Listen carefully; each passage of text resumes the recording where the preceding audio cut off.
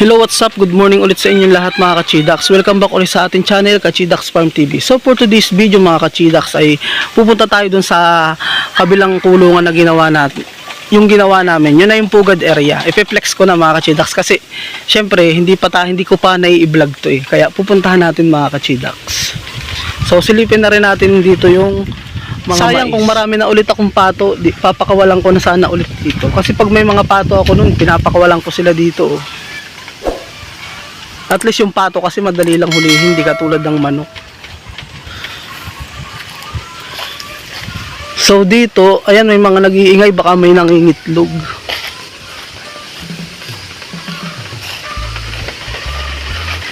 Punta na tayo sa kabilang kulungan.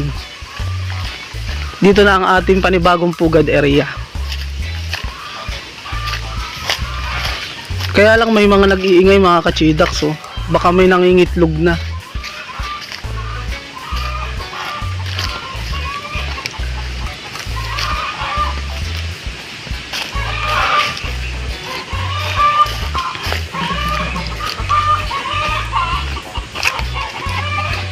So ayan, dito yung ating panibagong pugad area mga Kachidax.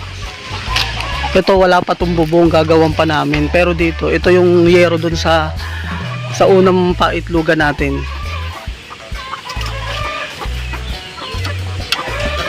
So ayan, ang mga inahin dito ay 1, 2, 3, 4, 5, 5. Ayan o, ayan, nasa ilalim sila. 5 ba? 4. 1, 2, 3,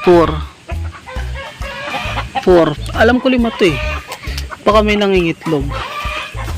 O yung isa mga Kachidax, ayun sa pugad. Nangingitlog siya oh.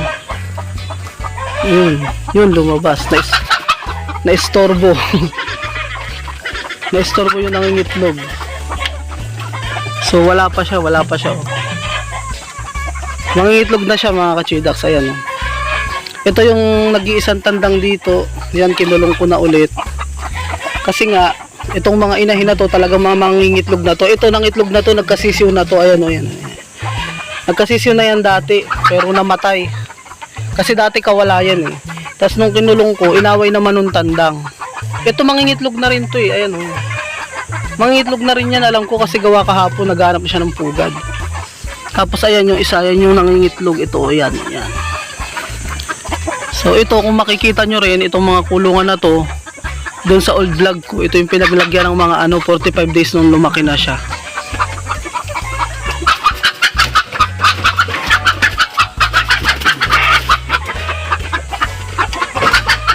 Nabubulabog sila.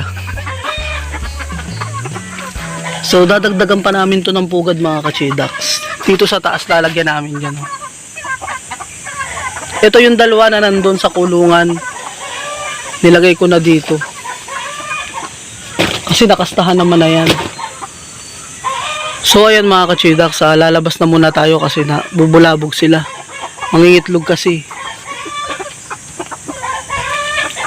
Para makaitlog na sila. Dito naman sa labas, dito balak din namin nalagyan to ng pato. Kaya lang bububungan pa namin, tas gagawan pa namin ng kulungan ng sisiw ng pato.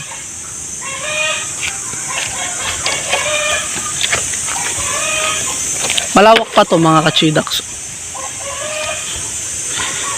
Kasi talagang kapag gumagawa ako ng mga yan paitlugan, pugaran, talagang sinesave ko talaga na hindi mababasa yung itlog. Gusto ko talaga may bubong kasi walang saysay kung pababayaan natin yung mga alaga nating manok. Kaya nga tayo nag-alaga kasi para dumami. Pero kung papabayaan natin, lumabasa yung mga itlog nila, wala, useless din. Sayang yung mga pinapakain natin na feeds, yung mga pampaitlog, mahal din kasi. Magkano? 40 1 kilo. Tas pag nang itlog, papabayaan lang natin yung mga itlog na mabasa. Sayang lang. Hindi rin dadami. Kaya hanggat maaari, alagaan din natin yung ating mga manok kapag once na nangitlog na sila, ilagay natin yung mga paitlogan sa may bubong, or kung mangitlog man sila sa mga pugad na katulad dito, ganyan oh. Minsan nangitlog yung mga manok ko dito. Nung nilinis ko tong kawayan na to dati, nagulat ako may itlog. Tapos nung nilinis ko ng nilinis, ang dami na palang itlog sa loob nitong kawayan na to. So hindi ko alam. Ngayon, nung nalaman ko na ang dami ng itlog. Pati yung mga kawayan dito, nilinis ko rin. Tapos nakita ko rin may mga itlog din. Yun, nandun yun sa mga old video ko, mga old vlog ko. Kaya hanggat maaari sa mga, yan, may mga baguhan na nag-aalaga ng manok. Basta pag alam natin mga itlog na yung manok natin, lagyan na natin ng pugad na hindi mababasa para hindi naman tayo masayangan sa patuka. Kasi kaya nga natin sila pinapakain ng pampaitlog para mas dumami pa yung mga manok natin. So, at ayun lang ang video natin for today's video mga kachidax. Maraming salamat ulit sa manonood ng video ko na to at sa mga videos na i-upload ko pa. Bye bye guys, see you next vlog.